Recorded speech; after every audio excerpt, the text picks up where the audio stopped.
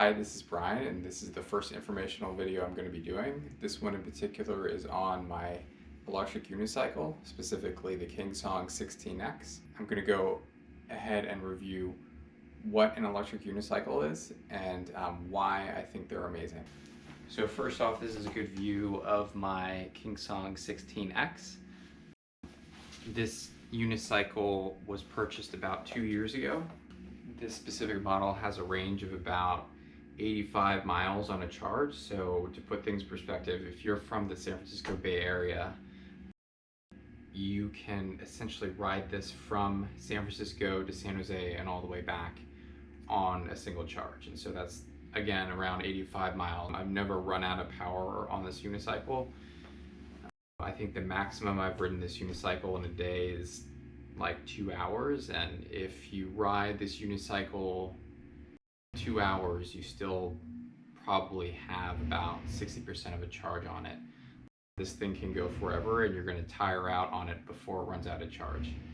So how to ride one of these things: you essentially put down these pedals and you stand on it like so, and you lean forward to accelerate and you lean backward to decelerate. You can also take this unicycle as a work commute vehicle. You can also take it off-roading and camping. The tire and the power allow it to go up and down hills and through dirt and gravel. People also ask me what the speed on this specific model is. This unicycle can go up to around 31-32 miles per hour. This is considered a pretty high-end unicycle. However, there are even more high-end unicycles. There are some unicycles that go up to 55-60 miles per hour and have a battery range of like 130 miles, which is pretty remarkable. Unicycling in general is very dangerous because you are balancing on just one-wheel stability with something that doesn't have a suspension system. It's very easy to fly off of this thing or just get popped off with a small bump.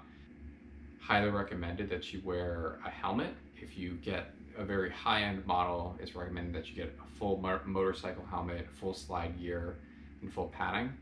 But for models up to like the Kingsong 16X, you should get a regular multi-sport helmet. You should get wrist guard, just get knee pads, elbow pads.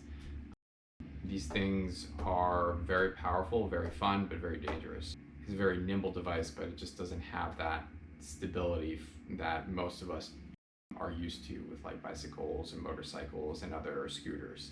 Why I like this one in particular is because the wheel is a little bit thicker than a lot of other unicycles. So this is a 16-inch wheel, and the tire, I think the tire width is about like 3 inches or so, which is a little bit thicker than other unicycles like the Kingsong 18XL.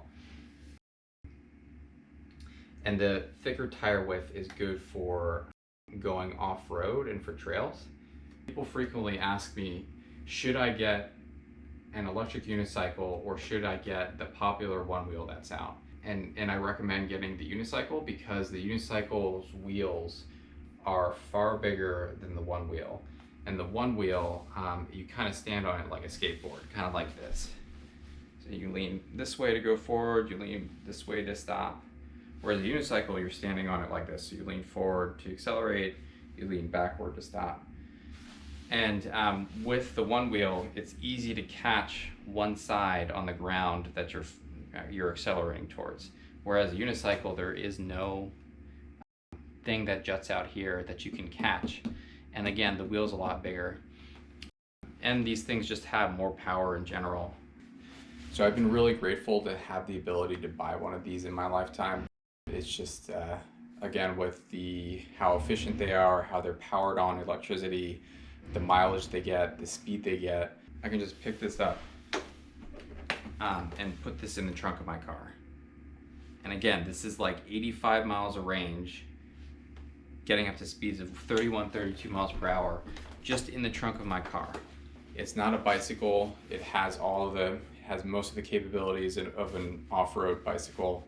It exercises your core, the electric community, whereas scooters, unicycles, one wheels are really just great people. You feel good about like the environment when you ride one of these things because you can ride it for thousands of miles and take it or use a fraction of the power that you would for a dirt bike or a motorcycle or a car.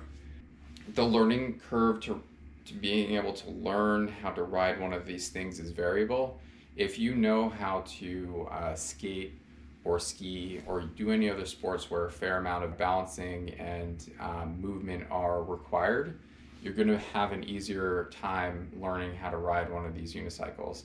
I personally inline skate quite a bit. I grew up playing hockey, and learning how to ride, it's still difficult, but I feel like I was able to learn how to ride one of these things a little bit faster than someone who hasn't skied, snowboarded, skateboarded, inline skated, or even free skated. Yeah, I learned this, I think, about in like an hour and a half, which uh, I'm impressed that I was able to do that. There was a guy who, when I was learning how to do it, there was this other unicycler who like stopped by and started watching what I was doing, and he gave me a trick how to learn it quicker. But he was like, dang, I learned how to ride that in like I learned how to ride a unicycle in like a week. You learn pretty fast, so uh, it it took me a shorter amount of time, but it can take a significant amount of time to learn how to ride it because it's riding one of these is something it's not like anything you've ever ridden before.